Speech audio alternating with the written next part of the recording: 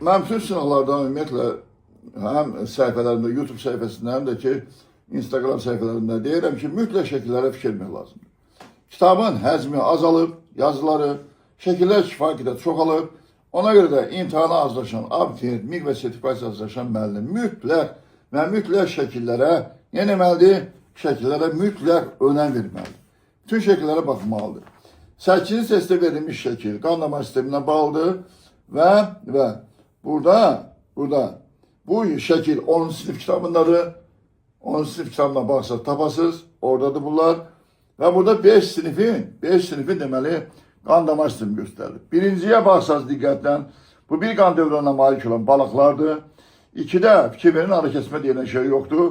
2 suda yaşayanlardır. 3-də natamam da olsa ara kəsmə var, bu sürünənlərdir.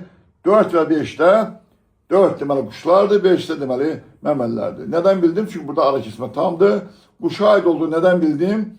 Şəkilə baxanda hətta çöllərin belə baxın. Qanda ürəyin sol artıq ölçüsü, sağ artıq ölçüsü müəyyənləşdirmək istəyirsə, şəkillərə düzünə yox, tərsinə baxın. Və bunu söndürəndə görünür ki, 4 sol mərcdən sağ artıq ölçüsü çıxır, bu quşdur. 5-ə baxanda görürüm ki, sol mərcdən sol artıq ölçüsü çıxır, bu isə məməlidir. Deməli müəyyənləşdirdik. 1 balıqdır, 2 suda yaşayanlardır, 3 sürünəndir, 4 quşlardır, 5 də deməli məməlilərdir. İndi bizdə nədir? Deyək ki, bizdən soruşulur. Bizdən sonra şəkildə müxtəlif sizə aid olan fərdlərin tapdığı sinifləri qan dövranı göstərilmişdir. Hansı rəqəmlə işarələnmiş fərdlərin arteriya damarlarının bəzilərində arterial, bəzilərində venoz qan axır. İndi bir gedək. Balıqların ürəyində venoz qan axır. Mən dəfələrlə demişəm, bir də təkrar edirəm.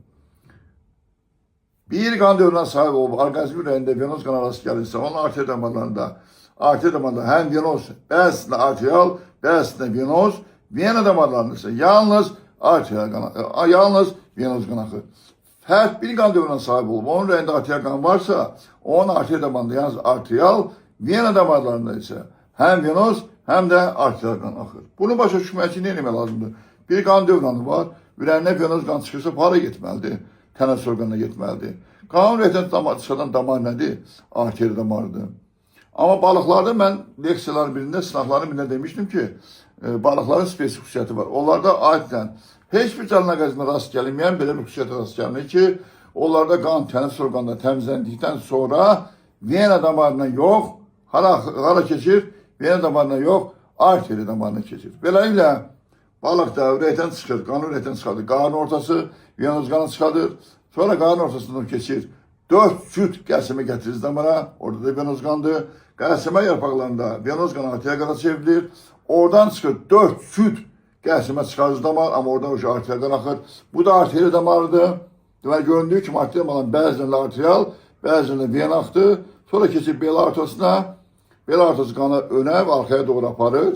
Və artıq orqanlarda venoz qana çevrilir və vena damarları vasitəsilə ürəyə qayıdır. Deməli, balıqlarda qan arteriya damarında arterial, həm də venoz qan axır. Qarın artasında və 4 cüt qəlsəmə gətirir damarlı venoz, 4 cüt qəlsəmə çıxarıcı və bel artasında arteriya qan axır. İkimiz suda yaşayanlardır. Suda yaşayanların birisi ürəyində qan qarışır, yetkin fərdlərində qarışır. Və bunların arteriya damarında 3 cür qan axır.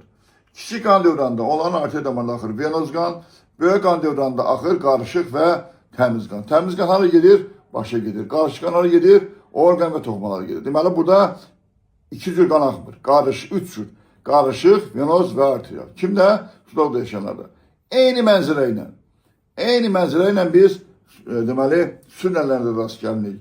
Sürünənlərin də arteriya damarlarında tənəffüs orqanına qan girəndə venoz, orqan toxumalara girəndə, tənəffüs orqanı təbii ki, kiçik qan dövranda, orqan toxumalara girəndə, böyük qan dövranda qarışıq və deməli, qarışıq və arterial, onlarda 3 cür qan axır.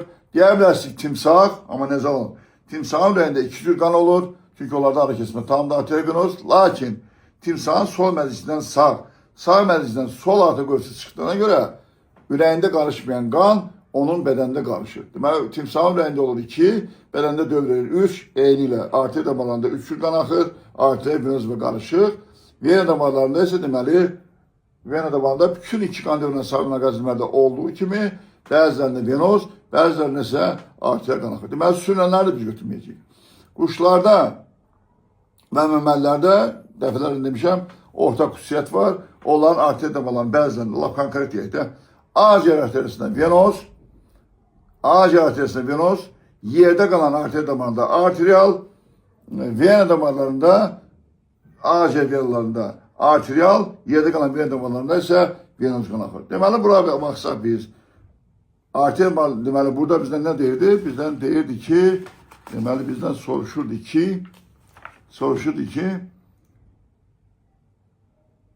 arterial, bəzən arterial, bu balıq, izah elədim, 1-ə uyğun gəlir, 4'e uyğun gəlir, bir də 5'e uyğun gəlir. Amma ondan öncə bu qan dövranları hansı siniflərə aiddir, onları tapmaq lazım.